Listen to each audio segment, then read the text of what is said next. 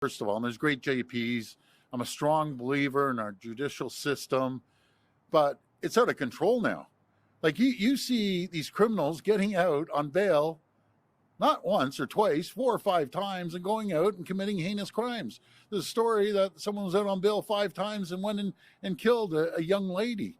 You know, this is absolutely ridiculous how these judges keep letting people out over and over and over again. I'm just done with it. We're going to hire tough on crime judges, tough on crime JPs to make sure that they follow the law and keep these people in jail because they're just being released. You could go in and kick in a door, put a gun to someone's head with kids in the house, terrorize that house, and guess what?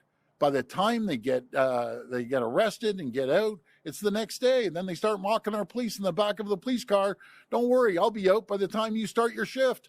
And what happens? They're out before they get, before they come back on duty. The system is broken, and there's a lot of terrible, terrible bleeding heart judges out there.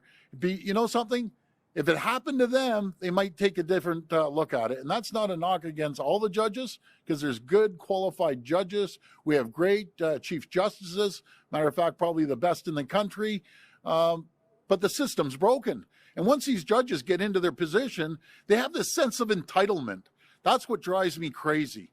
We were democratically elected as a government. And I always say, the legislature is supreme, meaning the people are supreme. When you get a mandate to do something, you can't have judges constantly overruling the government. Or I have an idea. And then again, I'm going to emphasize, not all the judges. I've said it 3 times. But why don't we have the next election, the PC party, the Liberal Party, the NDP party, the Green Party, and the Judges Party? Because they overturn everything, right down to the bike lanes.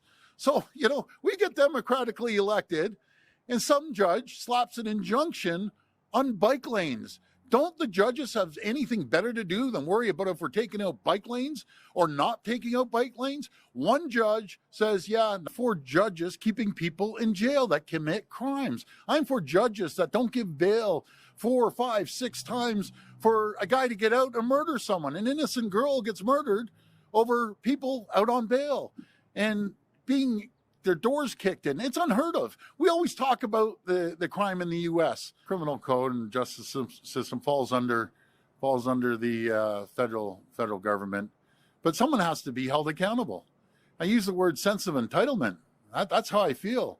And again, I feel bad saying it because there's fabulous judges out there, fabulous JPs, but like any group, there's some bad apples that just believe in we shouldn't throw anyone in jail. Let them run wild. You know something? That's a joke as far as I'm concerned, and let me tell you the reason why. There's no judge appointed anywhere in this country, anywhere in the United States, anywhere in the world that's not a political appointment. Simple as that. You think these judges just come out of the blue? You think the appointments from the federal government?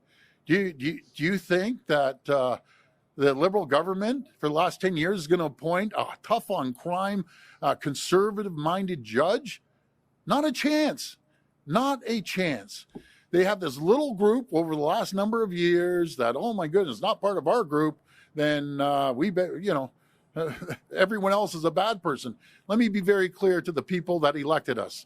We're going to be tough on crime. We're going to hire tough on crime judges and JPs, and they need to do their job.